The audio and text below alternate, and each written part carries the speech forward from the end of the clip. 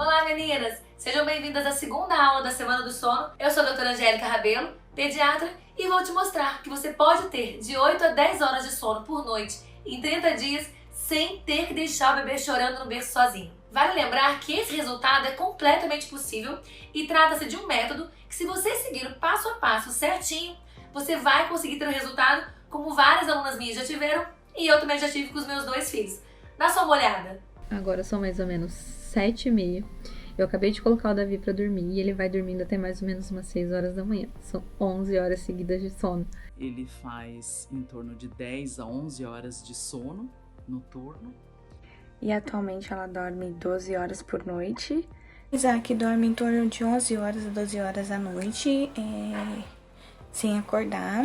Viu só? Então, na última aula, você já aprendeu um pouco sobre as associações do sono. E com certeza já conseguiu entender quais são os erros que você vem cometendo aí na sua casa. Mesmo que não sejam os mesmos exemplos que eu citei lá, eu tenho certeza que você já conseguiu entender e identificar quais são os erros aí na sua casa. Então, a partir de agora, eu vou explicar para você como o seu bebê dorme. Eu vou te explicar quais são e como funcionam os 3 principais mecanismos que fazem o seu bebê dormir. Entender esses 3 mecanismos é fundamental para que você possa começar a ter os resultados nas suas noites de sono. O segredo de fazer o seu bebê dormir é entender como ele dorme, saber como funciona o sono dele para que você possa agir de forma certinha. Não adianta tentar fazer o bebê dormir com várias informações perdidas na internet.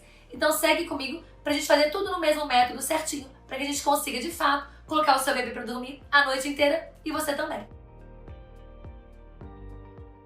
O primeiro mecanismo é o mecanismo neurológico. É nele que a gente entende os ciclos do sono, como que de fato funciona os ciclos do sono dos bebês. Todos nós temos os ciclos do sono dividido em várias fases, que para facilitar eu separei em 2 grandes fases e vou chamar para vocês de sono leve e sono profundo, para que você consiga entender bem direitinho essa aula, mesmo sem ser da área da saúde. Esse mecanismo é muito importante, principalmente para você que fica desesperada porque o bebê acorda de hora em hora, porque o bebê não dorme bem à noite, tem vários despertares, ou que não consegue tirar sonecas longas durante a tarde, para que você possa fazer as suas atividades de casa. Os bebês, eles possuem ciclos de sono diferentes dos adultos. Os ciclos deles são mais curtinhos, cerca de 40 a 60 minutos cada ciclo. Ao final de cada ciclo, os bebês têm semi-despertares ou despertares leves, onde eles se mexem, resmungam, às vezes choram um pouquinho.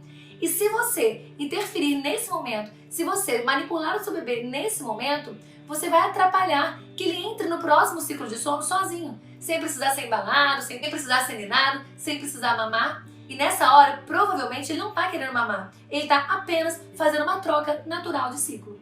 E é aí que eu falo para vocês, imagina se você seguir o passo a passo direitinho, como que você não vai conseguir identificar tudo que você tem feito de errado, entendendo de acordo com a fisiologia do sono do seu bebê, de acordo com os mecanismos de sono do seu bebê, tudo que você precisa fazer para que ele durma tranquilamente a noite inteira e você também. Todos nós, dentro de cada ciclo de sono, passamos pela fase de sono leve e a fase de sono profundo. A diferença é que os bebês passam essas fases de sono leve e sono profundo numa ordem diferente de nós adultos. E aí você me fala, doutora, mas o meu bebê não tem essa história de sono leve e sono profundo não. O sono dele é todo leve. Eu acabo de fazer ele dormir, eu acabo de dar mamar, ele tá no meu colo, quando eu vou na pontinha do pé colocar ele no berço, bum, ele acorda e eu tenho que começar tudo de novo.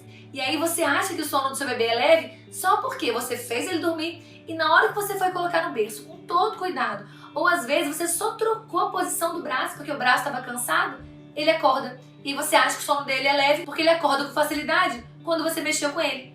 E quando na verdade você só fez essa troca de posição ou essa movimentação com o seu braço na hora errada do sono dele, na fase errada do sono. Então é importante você conhecer e entender qual é a fase exata que você pode manipular o bebê para ele ter menos chance de acordar. Consegue entender agora o porquê que é tão importante compreender o mecanismo neurológico do sono do seu bebê? Entender os ciclos do sono e as fases do sono? Para você conseguir entender o porquê que ele tem despertares frequentes, o porquê que as sonecas são tão curtas, porquê que você não consegue tempo para fazer nenhuma outra atividade ou porque ele acorda de hora em hora. É preciso entender, conhecer e agir certinho nesse mecanismo para que ele consiga dormir a noite inteira e você também. O segundo mecanismo é o mecanismo biológico. Você lembra que na primeira aula nós falamos sobre o efeito vulcânico? Pois é com esse mecanismo que você consegue entender como ocorre o efeito vulcânico e, consequentemente, você consegue entender como resolver o efeito vulcânico. O mecanismo biológico é aquele que explica pra gente o ciclo circadiano e como ele interage com os hormônios que nos mantêm acordados e com os hormônios que nos fazem dormir. Nesse mecanismo, falamos também sobre a pressão do sono e os seus respectivos hormônios. Para simplificar e tornar essa aula mais leve, eu vou falar para vocês apenas sobre 3 hormônios: o cortisol, a melatonina e a adenosina. Apenas esses 3 para que você consiga entender como funciona o mecanismo biológico do seu bebê. A melatonina e o cortisol se relacionam com o ciclo circadiano e a adenosina se relaciona com a pressão de sono. Você já deve ter ouvido falar por aí sobre o ciclo circadiano ou sobre o ritmo circadiano, mas você sabe o que isso realmente significa? É simples. O ciclo circadiano ou ritmo circadiano nada mais é do que um período de 24 horas onde o seu relógio biológico adequa todas as funções fisiológicas que ele tem que exercer, como a hora de dormir, a hora de acordar, a hora de fazer xixi, a hora de fazer cocô. Todas essas funções fisiológicas são regidas pelo nosso relógio biológico, de acordo com esse ciclo de dia e noite que ocorre em 24 horas aproximadamente. O cortisol é o hormônio do dia. É ele que nos faz acordar, manter despertos, ativos. E aí o que acontece? Com a luz do dia, aumenta o cortisol e ele vai lá e sinaliza para o nosso corpinho que é hora de acordar. Conforme ele vai baixando durante o dia, no finalzinho, quando começa o entardecer ou anoitecer, a melatonina começa a subir e ela subindo sinaliza para o nosso corpinho que é hora de dormir. Aí você me pergunta: ai doutora, mas aonde está a história do efeito vulcânico?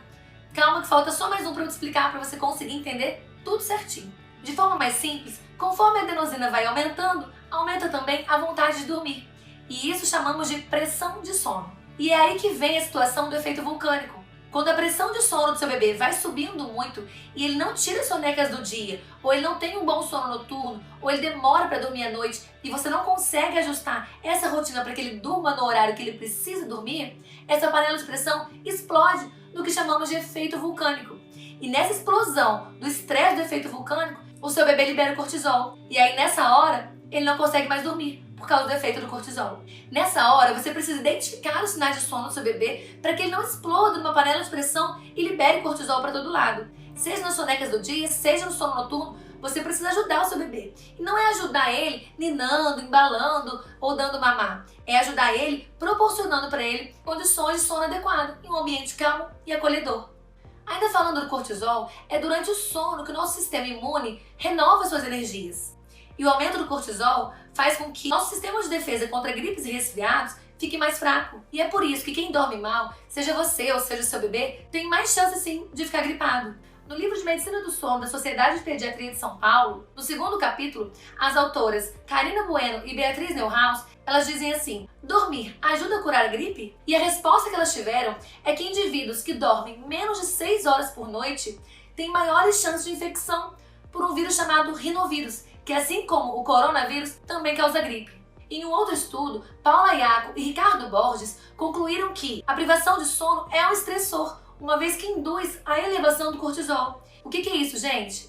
Significa que, se você não dorme, você fica estressado. E se você fica estressado, você libera cortisol. E o cortisol, ele é imunossupressor, ele deprime o seu sistema imunológico. Em resumo, não dormir prejudica a imunidade sua e do seu bebê também.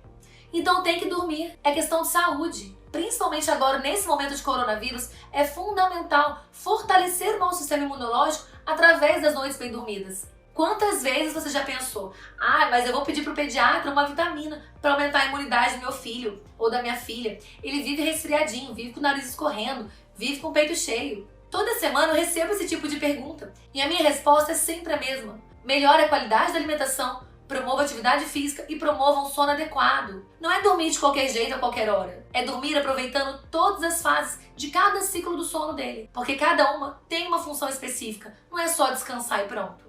Quantas pessoas desinformadas falam: é normal o bebê não dormir, é assim mesmo. Não, não é assim mesmo. Os bebês têm sim padrões de sono diferentes, mas é fundamental que eles durmam da forma correta para que eles regulem todos os sistemas do corpinho. Quantas vezes você já ouviu alguém dizendo: isso é bobagem, daqui a pouco melhora, quando ele crescer ele vai começar a dormir, fica tranquila. Sim, gente, lá por volta dos 3, 4 anos pode ser que isso melhore, mas algumas crianças ainda mantêm padrão de sono ruim mesmo após os 5 anos de idade. E eu acho que você não quer pagar pra ver isso. Você já ficou se perguntando alguma vez por que sua memória tá fraca? Por que você anda esquecendo as coisas? Será que você não tá esquecendo tudo por causa da privação do seu sono? Então não deem ouvido para esse tipo de comentário, certo? Elas não têm noção da gravidade do que dizem e ainda fazem você se sentir mal por ter reclamado que tá cansada ou que seu filho não dorme. Apesar de muita gente falar, é assim mesmo, vai passar, e eu fui acreditando nisso. A Helena tá com quase 3 anos e não tinha passado, e hoje eu sei que eu podia ter começado antes. O terceiro e último mecanismo que você precisa entender é o mecanismo comportamental. Nesse mecanismo entra praticamente toda a nossa primeira aula, onde nós falamos das associações negativas do sono. Para que você alcance as suas tão sonhadas noites de sono, é fundamental que o seu bebê aprenda a dormir sozinho. Nossa, doutora, mas eu vou ter que deixar ele no quarto sozinho chorando? Não, gente. Eu não estou falando de independência do bebê. Eu estou falando aqui da autonomia do bebê, que é a capacidade dele realizar as atividades dele sozinho conforme o potencial dele. E dormir é uma atividade que ele tem total potencial para exercer sozinho. Não estou falando de deixar o bebê sozinho para que ele se vire e aprenda. Estou falando de métodos e formas gentis que não envolvem o choro, que podemos ensinar aos bebês para que eles não precisem das associações negativas para dormir. A Tatiana entendeu direitinho esses mecanismos e colocou em prática. E olha só o depoimento dela. Conheci a doutora Angélica pela internet em uma rede social. Por ela, eu e minha família voltamos a ter noites de sono. E ela me ensinou a fazer a Kiara dormir o quanto ela necessite. E ensinou a fazer ela dormir sozinha, que é uma coisa que ela não fazia. Viu só? Mas doutor, o que são associações negativas? A gente chama de associação negativa tudo aquilo que o seu bebê precisa que outra pessoa faça para que ele durma. E por que é negativo?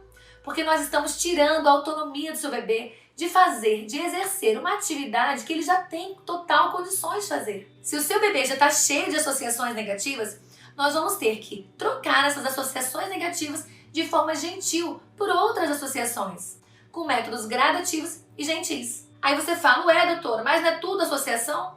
Não vou estar trocando 6 por meia dúzia? Não, gente, claro que não. São tipos completamente diferentes de associações.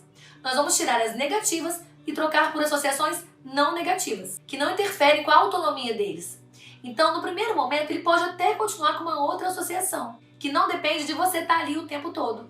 Lembra que eu te expliquei que seu bebê tem ciclos de sono mais curtinhos e que eles acordam, às vezes, entre um ciclo e outro? Pois é, trocando essas associações negativas por associações não negativas, quando ele precisar fazer a troca de um ciclo para o outro e ele tiver aquele breve despertar, você não vai mais precisar levantar para embalar, para dar mamar, para dar mamadeira e nem dar tapinha no bumbum para que seu bebê durma novamente. Simplesmente porque agora ele já consegue dormir sozinho ou com uma associação não negativa, que não depende mais que você acorde a cada ciclo que ele acordar. Essa troca de associações é um dos métodos da gente retirar as associações.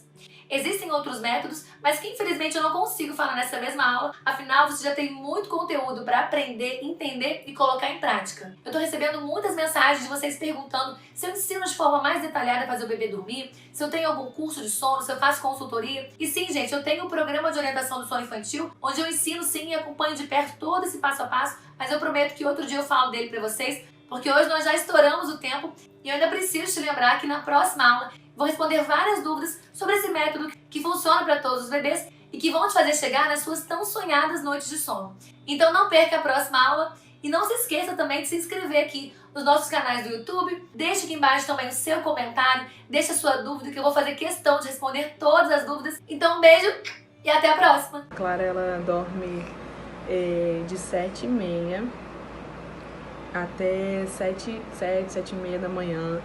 Meu nome é Ana, eu sou mãe da Laura, de 6 meses, que atualmente dorme 11 horas por noite e faz 3 sonecas lindas no becinho. Ela acordava 8 vezes por noite e fora, a gente não dormia a noite inteira, ela só fazia sonecas se eu estivesse andando com ela no canguru.